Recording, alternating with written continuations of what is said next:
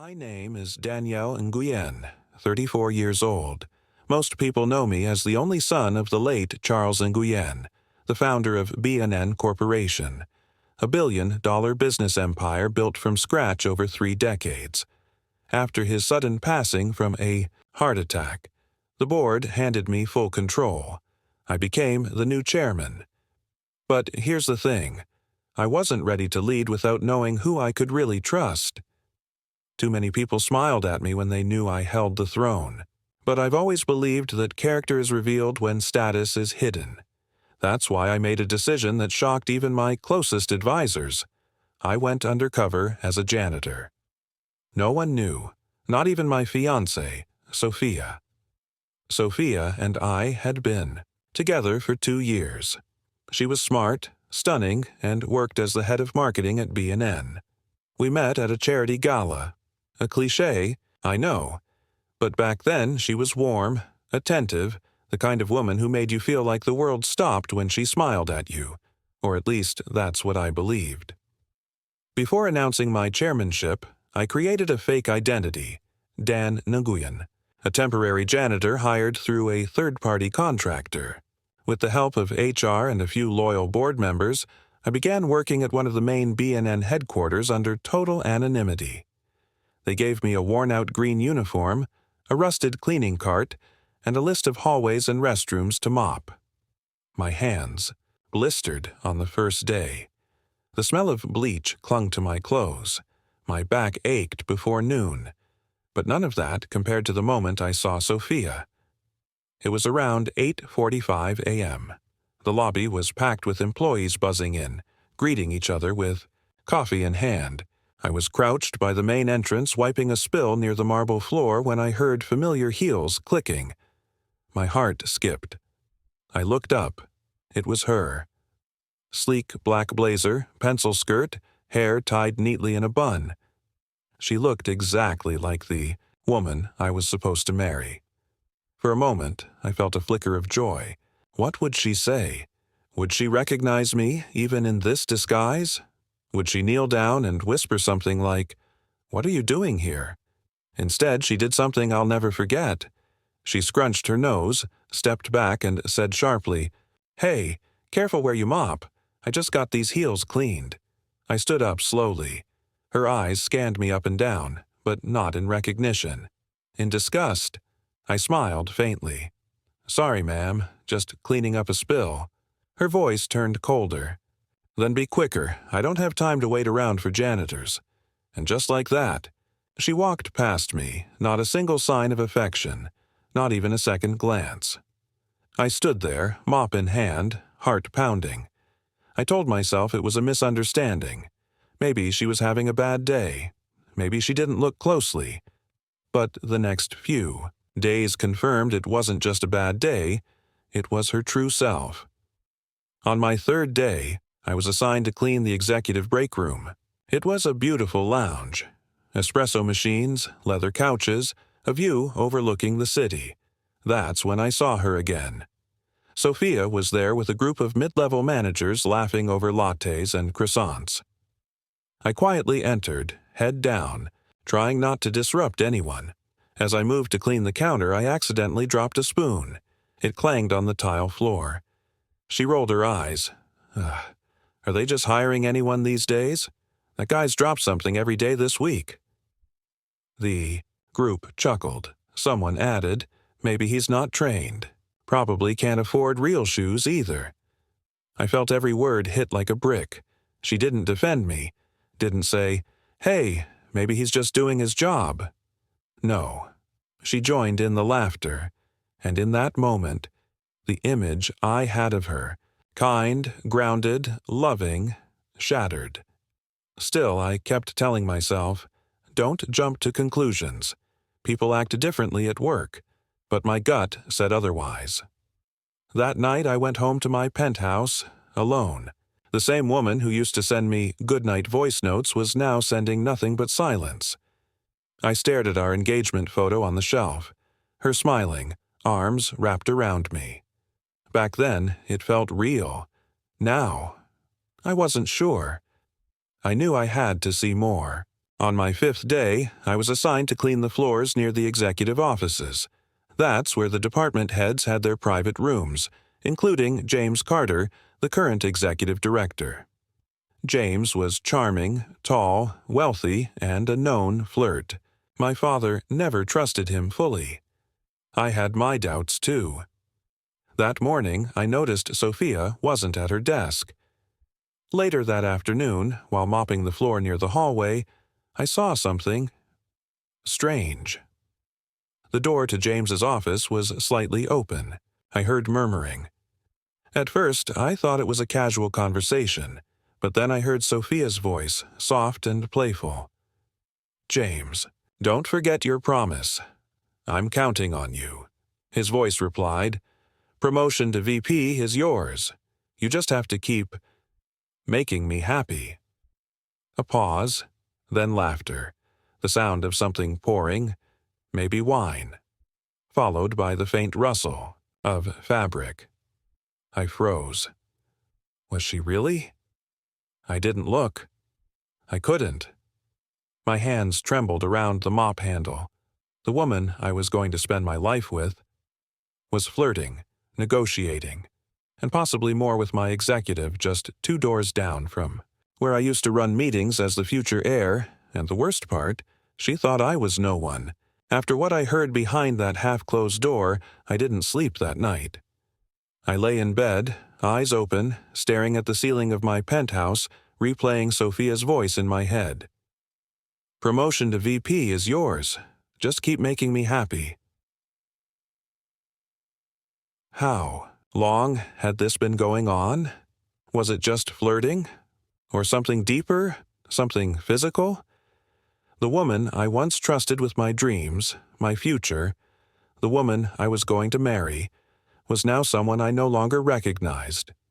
And yet, I didn't confront her. Not yet. No, I wanted to see the truth for myself. The next day, I arrived at work early, long before the rest of the staff. I asked the security team, who knew my real identity, to grant me access to the CCTV footage from the executive floor over the last 2 weeks. What I saw confirmed every suspicion I had. Sophia had visited James's office multiple times, after hours. Once in a short black dress with a bottle of wine in hand. Another time she entered at 8:12 p.m. and didn't leave until 11:43 p.m. There was no doubt anymore. She was having an affair with my executive, and it wasn't just a fling, it was strategic, calculated. She wanted to climb, and she was willing. To use her body to do it, I could have fired them both right then, exposed her in front of the entire company, let everyone know who she really was. But something inside me whispered, not yet. Because this wasn't just about revenge. This was about understanding the people around me before I sat in that chairman seat permanently. How many others were like her? That night, I messaged her. "Dinner tomorrow? Just us. It's been a while," she replied almost instantly. "Of course, babe. Been missing you." That stung. The way she could type hearts and kisses after spending nights in another man's office made my skin crawl. But I smiled, because tomorrow was the beginning of her final test. We met at the rooftop restaurant where I'd first told her I loved her. She looked radiant. Red lipstick, diamond earrings. That little black dress I had bought her last Christmas. The same one she wore the night she stayed over at James's office. I stood to greet her, pulling out her chair like nothing had changed. "Daniel," she beamed, "you look tired lately. You've been working a lot?" I gave a slight nod. "Yeah, business has been tough. Finances are rough. I'm barely making ends meet." Her smile faltered, just for a second. But I noticed she sipped her wine. "Well, things will get better. You're smart. You'll find your way back up." I slid a small velvet box across the table. Her eyes lit up. "Oh my God, is this what I think it is?" She opened it. Inside was a cheap plastic ring, bright pink, probably from a vending machine. Silence. Her smile vanished like fog in the morning sun. "What is this?" she asked. "I know it's not much," I said softly, "but I wanted you to know I'm still committed to you even though I'm broke, even though I can't afford the kind of life I promised." She stared at the ring like it was poison. Her fingers clenched. "You're serious?" I nodded. "I've been thinking," I continued. "Maybe we should move somewhere smaller. I can sell the car, get a second job. Maybe you can support us. For a while, too?" That's when she snapped. "Daniel," she said sharply, "you've changed. I didn't sign up to date someone who can't take care of me. I'm not a charity case." "So, are you saying you're done?" She didn't hesitate. "I'm saying we're done. I can't be with someone who has no future." She stood up, tossed her napkin on the plate, and walked out, high heels clicking like gunshots on the marble floor. I sat there for a moment, letting it all sink in. She had failed, not because she wanted wealth, but because she was willing to abandon love the moment it stopped being convenient. I didn't eat that night. I just stared out over the city skyline and whispered to myself, "Thank you for showing me who you really are." The next morning was the company's quarterly board meeting, a meeting I had intentionally scheduled to reveal the truth. I arrived early, this time not in my janitor uniform but in a crisp navy suit and polished black shoes. The staff who had ignored me, laughed at me, or looked past me, suddenly stood at attention, confused. "Good morning, Mr. Nguyen," I replied calmly. "Daniel Nguyen, chairman of B&N." Whispers spread like wildfire. Sophia wasn't there yet. Neither was James, so I waited. At exactly 9 a.m., the boardroom doors opened, and they both walked in, chatting, laughing, until they saw me. James froze. Sophia dropped her bag. I stood from my seat at the head of the table. "Good morning," I said evenly. "Please, have a seat. We're about to begin." Sophia's face was pale. She looked at me like I was a ghost. The boardroom was silent, the kind of silence that clings to your skin and makes every heartbeat feel like thunder. Sophia stood frozen by the door, her mouth slightly open, eyes wide with disbelief. James, on the other hand, tried to compose himself. He smoothed his tie, cleared his throat, and walked around the table like he owned the room. "Chairman Nguyen," he said with a forced smile, "we weren't expecting you to be here today." I smiled back, but it didn't reach my eyes. "Oh, I've been here for a while now. You just didn't recognize me." I gestured to the empty seats. "Please, sit." Sophia slowly made her way to the far end of the table, her hands trembling. I could see her mind racing, trying to piece it all together. Her Daniel, her fiancé, was the man she had dismissed as a janitor just a few days ago. The betrayal wasn't just personal, it was corporate, and today it was going to be public. I looked around the room at the senior executives and department heads. "Before we begin today's quarterly review, there's something important I want to share. A short video, just a few minutes long." James visibly stiffened. Sophia's face went pale. I pressed play. The lights dimmed slightly as the projector lit up. Footage from the executive floor security camera began to roll. There she was, Sophia, dressed in that black dress, entering James's office at 8:12 p.m. The room in the footage had no audio, but the visuals said more than enough. The body language, the way James poured wine, the way she sat on his lap, the way she leaned in, lips inches from his ear, and then another clip. A different day. Her adjusting her blouse as she exited his office past 10 p.m., fixing her hair, the entire boardroom watched in stunned silence. Sophia buried her face in her hands. James shifted uncomfortably, sweat forming at his temples. When the video ended, I stood up slowly. My voice was calm. Too calm. I could have kept this private, but when betrayal happens at both a personal and professional level, transparency becomes necessary. I turned to face Sophia. "You weren't just my employee. You were my fiancé, and yet, when I pretended to have nothing, No money, no status, no power. You couldn't even look at me without disdain.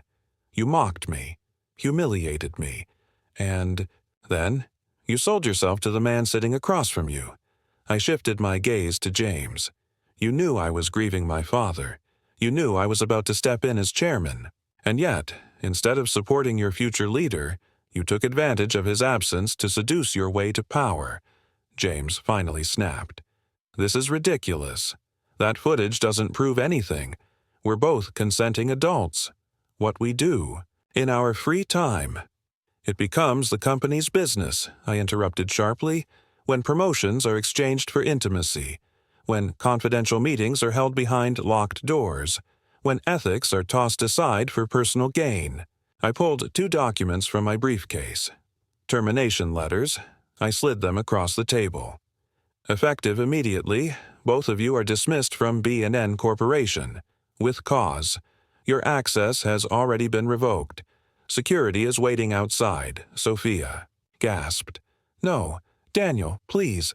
I cut her off. My name is Chairman Nguyen to you now. Tears began to stream down her face. Daniel, I didn't know. I didn't realize it was you. I was confused. James, he promised me things, but I never stopped loving you. I swear. I stared at her. No, you didn't love me. You loved what I could offer you. She stood up abruptly and rushed. To my side. Please, give me one more chance. Let me prove I'm not that person. I stepped back. You already did.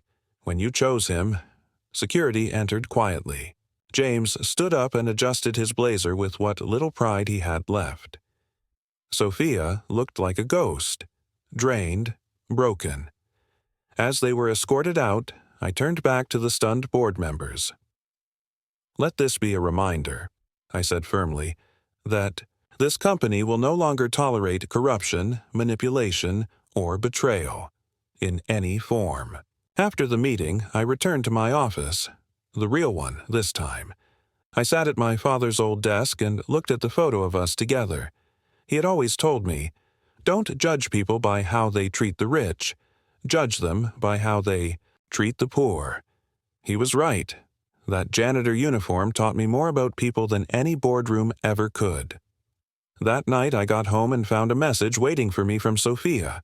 I know I don't deserve forgiveness, but if you ever loved me, even just a little, please talk to me. Just once.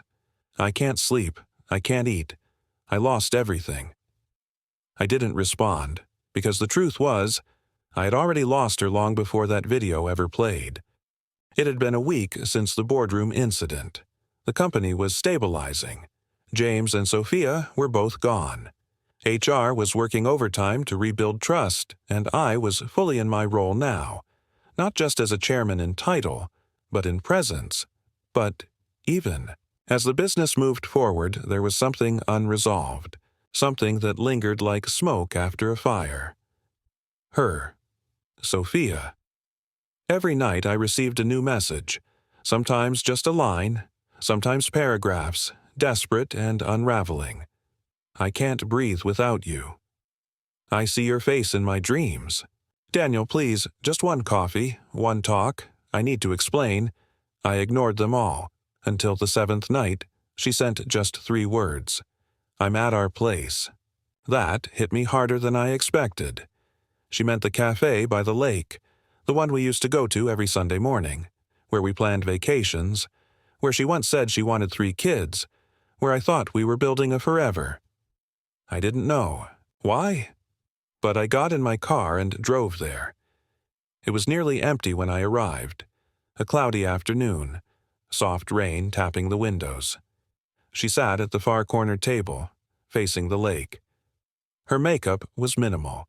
No diamonds, no office blazer, just a white sweater, messy hair, and the saddest eyes I'd ever seen on her. She stood up when she saw me. Daniel. I raised a hand. Sit. She obeyed. Quietly, like someone who had already accepted the verdict but still hoped for a miracle. I sat across from her, watching the raindrops trace down the glass. For a while, neither of us said a word. Finally, she broke the silence. "No, nothing I say can undo what I did. But I needed to see you. Not the chairman, just you." I looked at her. "Then why did you throw me away the moment I lost my status?" Tears welled in her eyes. "I was stupid, weak. I thought I needed more, that you weren't going anywhere, that I could play both sides." She looked down. Her voice trembled. "James offered me power, and I let it blind me. But he never cared about me. Not really. You did. And I destroyed that." I didn't respond. I wanted her to sit in the silence, in the weight of her own words. She continued, "You asked me once if I'd love you if you had nothing, and I lied to both of us, because I didn't really know the answer until I lost everything."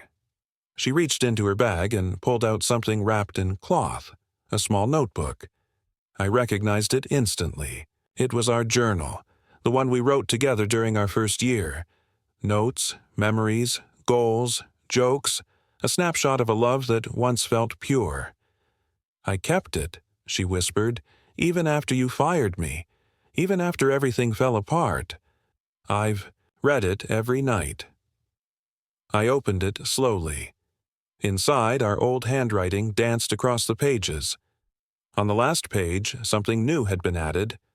Her writing. "If you're reading this, Daniel, it means you came.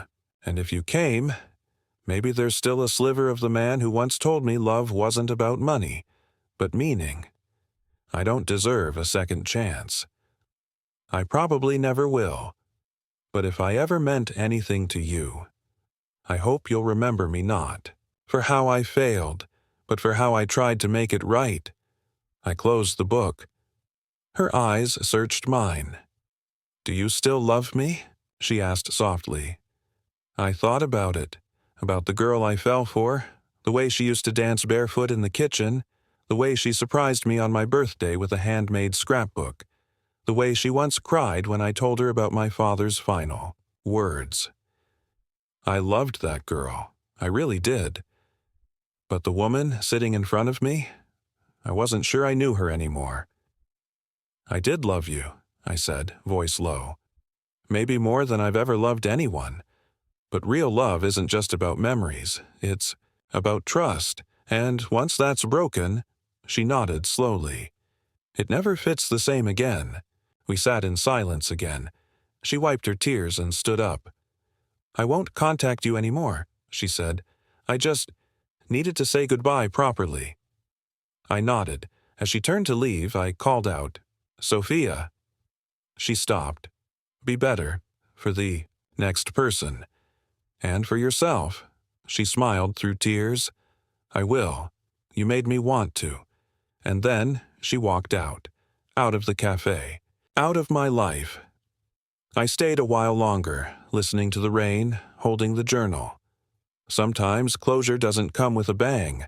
Sometimes it's a soft whisper, a final glance, a quiet table by the lake where two people realize they'll never be the same again. 3 weeks had passed since I last saw Sophia. The weather was starting to warm up. The office had settled into a new rhythm. HR was rebuilding trust. The scandal had died down. People moved on, but I hadn't, not completely. Something had shifted, in me, something quiet but permanent. I had learned that betrayal didn't always come with red flags. Sometimes it wore perfume. Sometimes it smiled across the dinner table. Sometimes it called you bro. His name was Ethan Tran, my closest friend since college, my right-hand man, my chief operations officer. He was the one person who knew I was going undercover as a janitor from the very beginning. He helped me arrange it, protected the secret, told me I was doing the right thing. We shared everything, or so I thought. So when I found out what he'd been doing behind my back, it wasn't just betrayal, it was devastation. It started with a single sentence from my new interim assistant. "Mia, sir, about the Bangkok branch. I just found something odd in the quarterly reports." "Odd how?" I asked. She handed me a spreadsheet. The vendor payments. They don't match. There's a $200,000 discrepancy over 3 months. I frowned. Let me see the original. Invoices. She brought them over, and that's when I saw it. Multiple payments to the same offshore logistics firm, Nova Fleet Holdings Limited. At first glance, it seemed normal, but something about the frequency and the amounts didn't. Sit right with me. I did a deep dive. Nova Fleet didn't exist in our verified vendor database. In fact, it wasn't even registered as a real business in Thailand. I called our legal team. Quietly, discreetly. 2 days later, they returned with their findings. Nova Fleet Holdings Limited was a shell company. And the account it was linked to? Belonged to none other than Ethan Tran. I sat alone in my office for a long time after that. The air conditioner hummed softly. My coffee went cold. My best friend, the man who stood by me at my father's funeral, who toasted me when I got engaged to Sophia, who swore he'd protect the company legacy, had stolen over $800,000 across various fake vendor deals. All while I was undercover, all while I was vulnerable. I called him in. He entered the room with his usual grin, sleeves rolled up, confident. "Danny, what's up?" I stared at him, emotionless. "Close the door." He did. Then I slid the file across the table. "What's this?" he asked, sitting down. "Your exit," I said quietly. His eyes scanned the documents. First confusion, then denial, then panic. "You think I did this?" "Bro, no. This isn't what it looks like. Don't insult me, Ethan." His face twisted. "Okay, look. Yes, I moved some money, but I was going to return it. I just needed to cover a few losses, short term. I wasn't going to let it get out of hand." I stayed silent. He leaned forward. "Come on, man. You and me. We've built everything together. One mistake and you're throwing me out like I'm James?" "No," I said. "I'm throwing you out like someone who looked me in the eye and lied, just like Sophia did." He froze. "Don't bring her into this," he said quietly. But I wasn't done. "You watched me fall apart. You knew what I was going through, and you still chose to betray me." He stood up, eyes filled with rage. "Fine. You want to fire me? Do it. But don't forget who helped you build this empire. Don't forget who kept your secrets when you were playing janitor in the basement." I stood too. I kept those secrets because I wanted to believe I still had people I could trust. But now I know.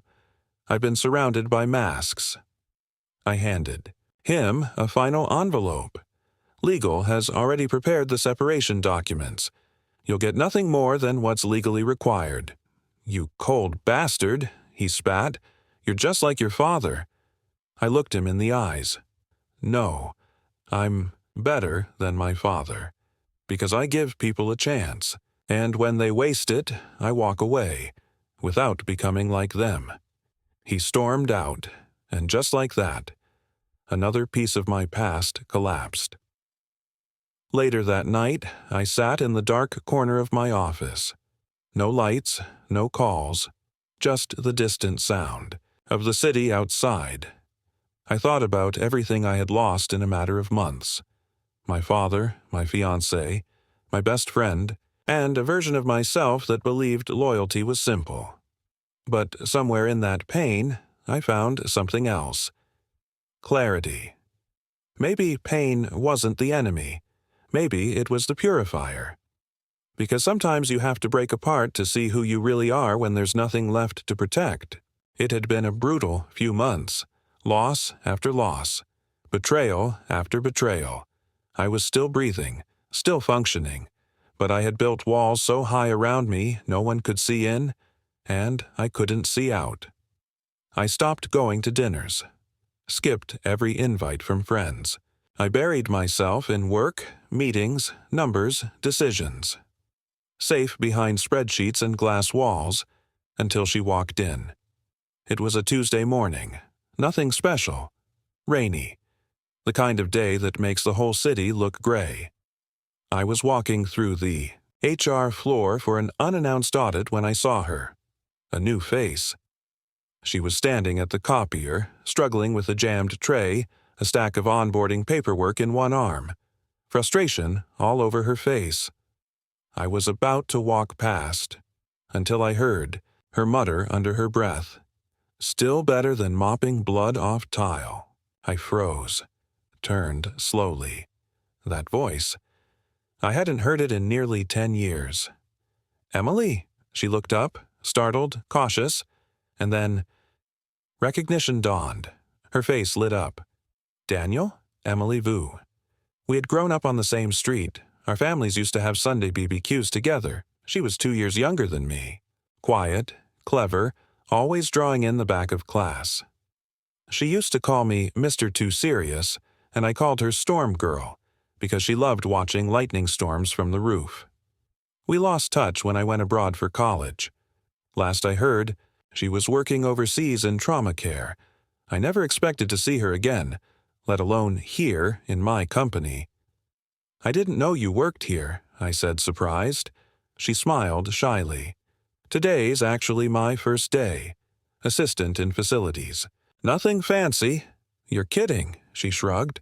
"After 5 years as an ER nurse, I wanted something quieter." I pointed to the copier. "So far, not so quiet." She laughed, the same laugh I remembered. Soft, but full of life. Still better than gunshot wounds and screaming parents. There was a calm strength behind her words, the kind that only comes from surviving hard things. I liked that. Later that afternoon, I called HR. They confirmed everything. Emily had applied under a different last name, her mother's maiden name. No favors, no referrals, just credentials and experience. She didn't even know I ran the company when she applied. That made me smile. Over the next few days, I found myself doing something strange. I started looking for excuses to walk past the facility's office. To check on a printer. To review a supply order. Ridiculous reasons. But every time I saw her, I felt human again. She didn't treat me like a CEO. She treated me like Daniel, the kid from the old neighborhood. The boy who once hid her sketchbook when she had a crush on our math teacher. She made fun of my haircut. She called my expensive watch too shiny. She made me laugh, not politely, but honestly, and little by little. She cracked the wall. I didn't even realize I'd built around my heart. One Friday afternoon, I invited her for coffee in the company courtyard. We sat under a maple tree, leaves starting to turn golden. "You've changed," she said, sipping her latte. "But in a good way." I raised an eyebrow. "What way is that?" She leaned back. "You used to walk like you were racing time. Now you walk like you've been burned by it." I blinked. "That's oddly accurate." She tilted her head. "Someone hurt you?" I didn't respond right away, but then, for the first time in a long time, I opened up about Sophia, about Ethan, about the janitor disguise, the lies, the heartbreak, the weight of trust shattered. Emily listened. No judgment, no advice, just presence. When I finished, I felt lighter, and then she said something I didn't expect. Maybe all. Those cracks were just space being cleared out, for someone better to walk in. That night, I couldn't sleep. Her words echoed in my mind. Space being cleared out. Maybe, just maybe, the pain wasn't the end. Maybe it was the beginning of something I hadn't dared hope for in a long time. The next morning, I found an envelope on my desk. No name on it, just taped with a paperclip. Inside was a sketch, a drawing of me, but not in a suit, not at a board table. It was me, in the janitor uniform, mopping the hallway, eyes tired, but face smiling. At peace. Below it, a note. Even when you were pretending to be nobody, you were still somebody worth drawing. I stared at the sketch for a long time. Then I smiled. For the first time in months, it was real. 2 months had passed since Emily joined the company. She wasn't just adjusting well, she was thriving. Everyone loved her. Her team respected her. She solved problems quietly, kindly. No ego, no games. But what impressed me most wasn't her work ethic. It was her presence, the way she remembered people's names, the way she brought cookies to the security team on rainy days, the way she always stayed late to help someone else finish their shift, even when she was exhausted. She reminded me that goodness doesn't need to be loud, and maybe, neither does love. We hadn't defined anything between us. No big confessions, no dramatic gestures, just late coffees, soft conversations, little glances that lingered, but something was growing, quietly, naturally, like spring pushing through the cracks of a frozen earth. One Friday evening, I asked her if she'd like to take a walk.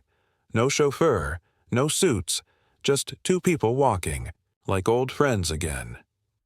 We ended up back at the old neighborhood. The streetlights flickered just like they used to. The small bakery on the corner was still there. So was the mailbox we used to hide notes in during summer breaks. She stopped in front of the empty lot where her childhood home once stood. "They tore it down," she said softly. "Yeah, about 2 years ago. A condo's going up now." He'd looked at me. "Feels like everything we knew got replaced." I thought about Sophia, about Ethan, about my father. "Maybe not replaced," I said. "Maybe just reshaped." She looked up at me. "Daniel," she said gently, "do you ever still think about her?" I nodded. "Sometimes. Not with anger, not with love either. Just with distance." She waited. She didn't rush me. "I used to think heartbreak was like glass shattering," I said. "But it's more like a room, being emptied, and for a while it's just quiet, cold. But then you realize, you get to choose what goes back in." She smiled. "And what are you choosing now?" I didn't answer with words. Instead, I took her hand. She didn't pull away. A few days later, I called a company-wide town hall.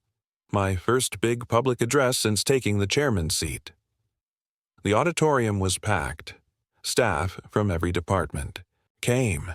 Even the janitors I used to work beside. Mia, the cafeteria workers, security guards.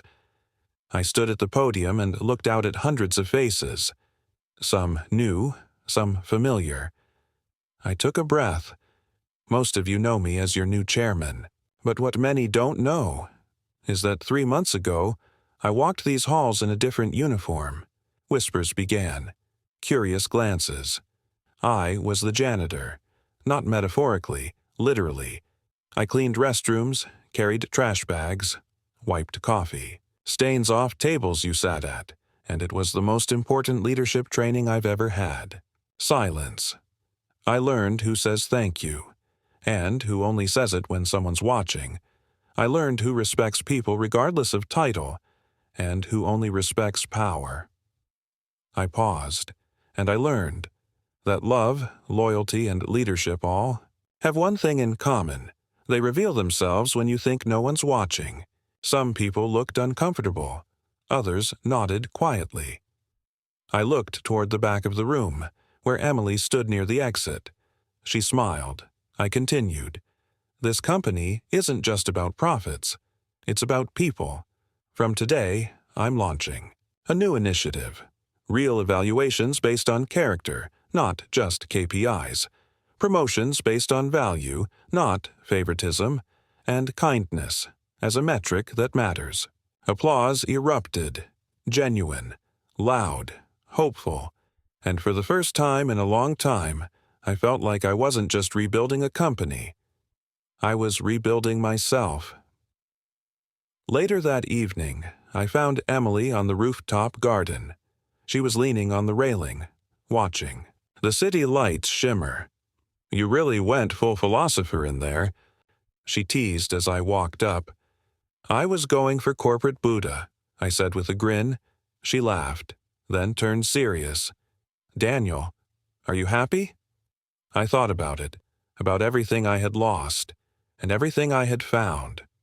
"Not all the way," I said honestly, "but I'm getting there," she nodded. "That's enough." There was a long pause. Then I said it, softly, sincerely. "I want to try, with you, not as the chairman, not as the guy who got hurt, just as Daniel." She turned toward me, eyes warm, voice steady. "I've been waiting for you to say that."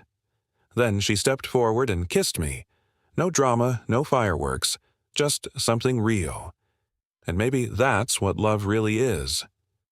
Not the grand gestures, but the quiet decision to stay, to begin again.